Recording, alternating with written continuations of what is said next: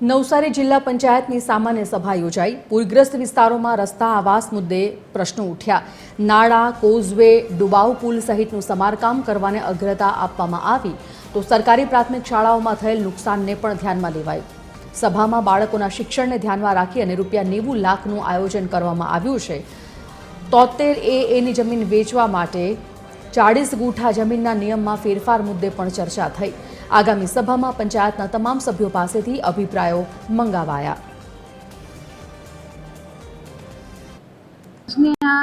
हमारे जिला पंचायत ने सामान्य सभा में जो हमें रेलग्रस्त थयुं छे जिला नवसारी जिला में जे रेलग्रस्त विस्तारों में जे गामड़ा में जे नुकसान थयुं छे एमां अमे आवास छे ते एनो आवासनो पण अमे सर्वे करीने तात्कालिक अमे एनो करवाना छे अने जे गटर छे रस्ता पण घणा तूटी गयेला छे तेनुं पण अमे जिला पंचायत में बांधकाम विभाग में आरएनबी में जई वात करीने अमे रस्तानुं पण अमे सर्वे करता छे के ज्यां ज्यां तूटी गयेला तेनुं पण अने आजनी सामान्य सभा में शिक्षण पर अमे भार वधारे मूक्यो छे।